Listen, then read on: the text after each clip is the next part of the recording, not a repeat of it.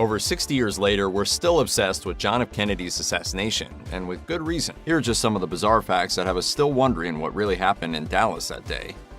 When historians call Lee Harvey Oswald enigmatic, they're severely underplaying just how mysterious he was. There's a lot we don't know about the 20th century's most infamous assassin. We don't know why he did it, and we don't know why he spent the weeks before the assassination hanging out in Mexico City. As Professor T. Jeremy Gunn put it to NPR, back then the city was, quote, the spy capital of the Western Hemisphere. Cuban agents, Soviet moles, and CIA operatives all rubbed shoulders there, and Oswald was among them raises all sorts of questions. It's a mystery wrapped in a riddle inside an enigma! We do know Oswald used his time in Mexico to try and secure a Soviet visa. We don't know why the records of this are all screwed up. The day he visited the Soviet embassy just happens to be the day the CIA's camera wasn't working, so we have no pictures. We once had a recording of a tapped phone call from a guy claiming to be Oswald. The controversial former FBI director J. Edgar Hoover decided it wasn't Oswald's voice, so the tape vanished. That's before we get on to the random guys Oswald was with. According to Politico, CIA informers saw Oswald with two young Americans at a party in the city. We still haven't established their identities. All we know is that they spent a few days hanging out with a soon-to-be presidential assassin and then vanished forever.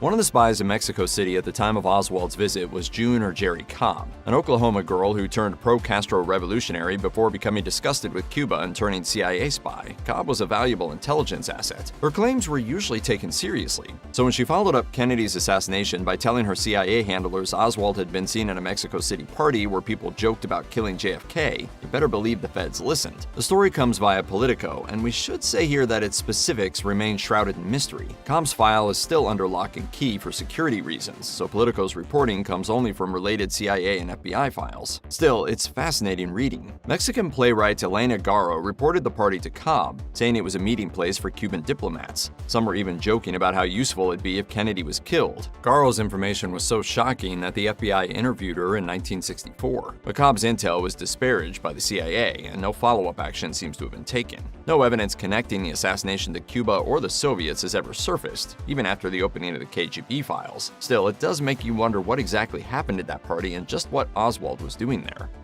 Perhaps the strangest thing about Oswald is that he didn't spend the run-up to Kennedy's death being tailed by the CIA, FBI, and every other department. Oswald was a defector. On October 16, 1959, he arrived in Moscow and wrote to the Soviet authorities, renouncing his American citizenship. Then, when the Kremlin rejected his overtures, Oswald tried to kill himself. That was enough to grant him a temporary stay in the USSR. The KGB shipped him off to Minsk to work in a radio factory. According to Pulitzer Prize-winning journalist Anthony Summers, Oswald later claimed he'd offered the Soviets information on America's U-2 spy planes. No, sir, I am not a communist. I have studied Marxist philosophy, yes, sir, and also other philosophers. Flash forward to June 1962, and Oswald was back in the States, this time with a Soviet wife and newborn daughter. Given his history, you'd probably expect his return to be announced by dozens of men in dark glasses bundling him out of the airport and into a mobile interrogation chamber. Yet the CIA never questioned him. The FBI didn't place him under surveillance. For whatever reason, a defector was given free rein to waltz around the country until he shot the president. In the video of Ronald Reagan being shot, the first shot goes off, and within a split second, the president has been whisked away while John Hinckley Jr. vanishes beneath a sea of bodies. Now compare the Kennedy assassination. The first bullet hits JFK in the throat, and the Secret Service does nothing. The second bullet is the headshot that killed Kennedy. 5 seconds pass between the two shots. A high-speed Reagan-style response could have saved the president. Driver William Greer didn't take evasive action. Paul Landis, following the Kennedy car, didn't jump on board and shield the president with his body. The Secret Service guy you see jumping onto the car in the assassination footage, that's Clint Hill, part of the First Lady's detail, fulfilling his duty to protect Jackie. Interviews with Secret Service personnel by Vanity Fair talk about a macho culture where members would refuse food and sleep and spend every night getting crazy drunk. While a no-sleep hangover would explain their inaction, it doesn't explain other weird screw-ups, like why the running boards on JFK's car were retracted, meaning there was no one to protect the president if something happened. Then something happened. John F. Kennedy died at approximately 1 o'clock Central Standard Time today here in Dallas. Following Kennedy's assassination, officials tried to trace all possible witnesses. It was just right by us when it all happened, just right in front of us. Many were known only by nicknames like Umbrella Man, the Three Tramps, or Badge Man. It took until the 1990s to track most down, or in the case of Badge Man, proved they probably didn't exist, and the hunt isn't over. We still have no idea who the Babushka Lady was. Known for her Russian-style headscarf, the Babushka Lady was on Dealey Plaza filming the assassination. A piece of film would be of unimaginable historical importance. People have been searching for her for decades. In 1970, a woman named Beverly Oliver surfaced, claiming to be the mystery woman. But she said she knew who really killed Martin Luther King Jr. and claimed she was recording JFK's death with a camera that hadn't been invented yet, so serious historians tend to dismiss her. That means there's someone out there with unseen footage of a major historical event who has never turned herself in. So if you're a headscarf-loving woman who was in Dealey Plaza on November 22, 1963, your local FBI office would love to hear from you. After JFK's death, things only got weirder. The body was taken to Dallas Parkland Memorial Hospital, but it barely got through the doors before a fight broke out over who got to perform the autopsy. The local coroner was Earl Rose. Since Kennedy was killed in Texas, he felt it was a state crime, that Texas law applied, and that he was responsible for the post-mortem. According to the LA Times, however, the Secret Service and Jackie Kennedy disagreed. Things quickly got ugly. I'm the medical examiner. This is a homicide case. The deceased can't leave until there's been an autopsy. When Rose tried to physically block the Secret Service from the body, a heated argument broke out. At some point, Kennedy's detail simply grabbed the body. According to some accounts, guns were drawn. Either way, the outcome was the same. Kennedy's remains were transported to Bethesda Naval Hospital in Maryland. Likely as a result of this dispute, there's no longer any ambiguity. A 1965 code makes it clear that attempting to assassinate the commander-in-chief is a federal crime. Given its importance, you might expect JFK's autopsy was done with the utmost diligence. But not only were parts of the autopsy done in a strange way, a whole lot of crazy issues surfaced later. When you're autopsying a body, there are specific procedures you should follow. Removing and weighing the organs is one, something autopsy Dr. James Joseph Humes admitted in 1996 hadn't been done. This pales in comparison to the other things Humes didn't do. He didn't preserve the original JFK autopsy report. He made a handwritten copy, then burned the original. Humes claimed he wanted to stop the blood-stained report from becoming a source of morbid fascination. On the other hand, he failed to destroy at least one other blood-stained document. Certain people in our government tampered with critical evidence in order to make sure the American people would not know the truth about who murdered the president. Then there are the autopsy photos. The ones in the National Archive are low quality and don't show important details like the number of bullet wounds. When Professor Gunn showed them to the woman who developed them, Sandra Spencer, as part of his work on the 1992 Assassination Records Review Board, she said they didn't look like the images she remembered processing. She said that the photographs that she developed had a large massive exit wound in the back of the head. Next, Gunn tried to match them to photos printed by Spencer's lab shortly before the assassination. The photo paper was completely different, suggesting they came from a different printing session. It sometimes seems the only thing that could shed more light on what happened in Dealey Plaza that day is a deathbed confession from a professional assassin. Well, buckle up, because that deathbed confession exists. Many strange things were happening, and your Lee Harvey Oswald had nothing to do with them.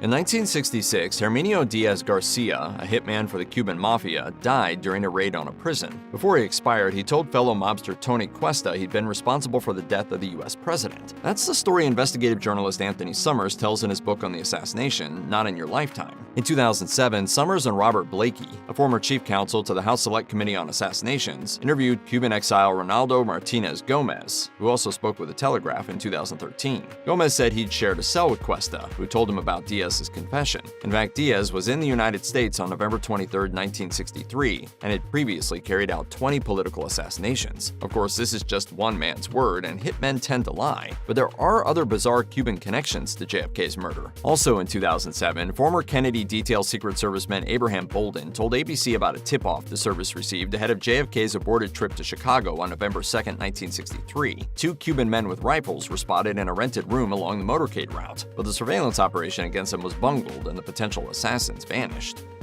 Kennedy was a beloved president, while Sam Giancana was a violent mobster who once worked for Al Capone.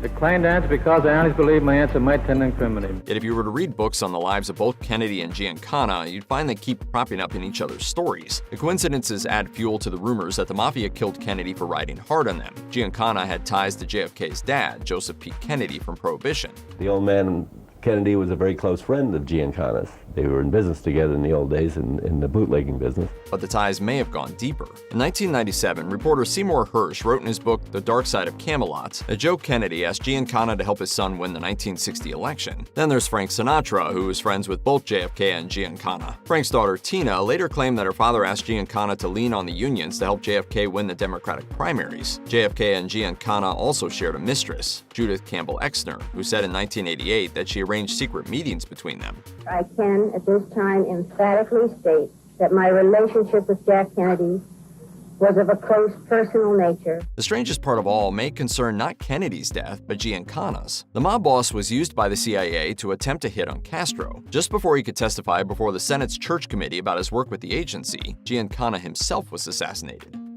There's almost no official record of Oswald's questioning by Dallas police or the FBI. The interrogators didn't use a tape recorder and had no stenographers present to take accurate notes. Records of the interrogation of the 20th century's most notorious assassin come solely in the form of handwritten notes made by the two interviewers. These notes are rough and incomplete, offering only the tiniest glimpse inside Oswald's psyche. And incredibly, we only have one set of these notes today, and that's because they were discovered among the personal belongings of former police captain J.W. Fritz in the 1990s and anonymously donated. Did you kill the president? No, I've not been charged with that. In fact, nobody has said that to me yet. Fritz's notes are very clear on one thing. Oswald repeatedly protested his innocence, claiming that the images of him posing with the rifle used to kill Kennedy were faked. Conspiracy implications aside, this at least suggests Oswald's motive wasn't fame or notoriety.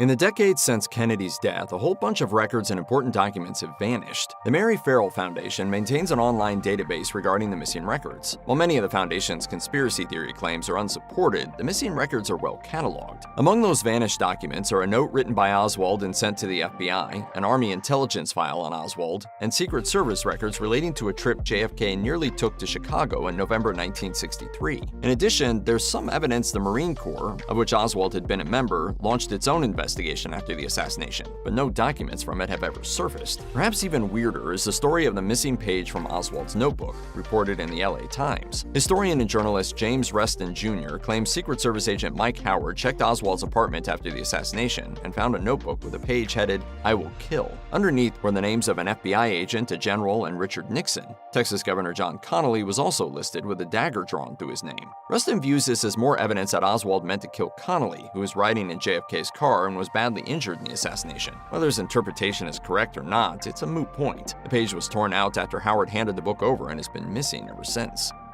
President Kennedy's brain is missing. In 1966, it was revealed to have vanished from a secure room at the National Archives. If you think that's weird, just wait. Historian James L. Swanson wrote in his book End of Days, The Assassination of John F. Kennedy, that he believed the thief was JFK's brother, Robert F. Kennedy. After Kennedy's autopsy, his brain was placed in a stainless steel container. It was kept along with several samples of brain tissue, first by the Secret Service, then at the National Archives. Being both important and utterly morbid, its time at the archives was spent under the watchful eye of JFK's former secretary. That makes its disappearance all the more mystifying. In October 1966, someone went looking for the brain and found it and all the tissue samples had vanished. The Attorney General immediately ordered an investigation. Half a century later, we're still waiting for it to turn up. So where does RFK fit in? Swanson's theory is that Kennedy's brother stole his brain to cover up the massive stew of drugs the president was taking. Had the American public known just how sick Jack Kennedy was, he probably could not have been a presidential candidate. According to The Telegraph, JFK was knocking back codeine, Demerol, and methadone for back pain, along with other pills for insomnia and anxiety.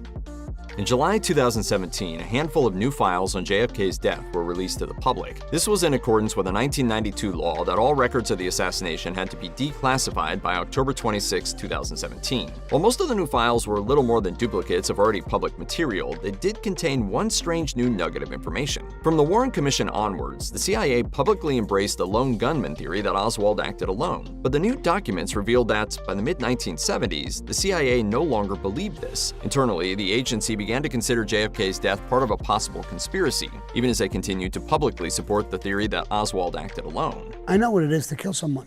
You don't bounce and come this way. When you bounce and come this way, you got hit in the front. What the CIA actually believed happened is vague and sometimes contradictory. Some agents seem to have started taking the Soviets in Cuba seriously as suspects. Others seem to have worried the killing was inadvertently related to their own work. This theory went that Oswald read about CIA assassination attempts on Castro and killed Kennedy in revenge. As Politico notes, if that proved true, it would have raised a terrible question for the CIA. Was it possible that JFK's assassination was blowback for the spy agency's plots to kill Castro? What this indicates, and this was the judgment of the committee, is that our own people aren't as efficient as we might think they ought to be. Whatever was really happening inside the agency, the CIA kept its concern private, even from other government agencies. Why they may have felt the need to do so is just one more oddity to add to the unexplained aspects of the JFK assassination. After the fall of the Soviet Union, the KGB files were briefly opened to researchers. Among them was file number 31451, detailing Lee Harvey Oswald's time in the USSR. Before the files were closed again, Russian paper Izvestia reported on some of its contents, but rather than add clarity, the reports only further muddied the conspiracy waters. So what really happened that day? Let's just for a moment speculate, shall we? As a defector, Oswald was of considerable interest to the KGB, yet the files reveal the Kremlin effectively thought he was useless. They're full of tales about how Oswald was a poor shot, ranking only fair in a competition held among workers at his factory. They also detail how the KGB believed Oswald incapable of pulling off Kennedy's assassination. I didn't believe he could have done it. It seemed to me that he was framed, using the whole situation with the Soviet Union. While this sounds mysterious, there may be a more mundane explanation. After failing to spot and recruit a man capable of gunning down the American president, the KGB could have been engaging in a serious cover-up. The bigger mystery is what's in the rest of Oswald's file. In 1992, the files were closed once more. According to a blog published by the National Security Archives, Oswald's file consisted of, quote, 5 thick volumes plus a folder tied with shoelaces, and most of it is still unpublished. The file now resides with Belarusian intelligence, where it seems unlikely to ever see the light of day. Could it contain the key to understanding JFK's murder? At this point, anything is possible.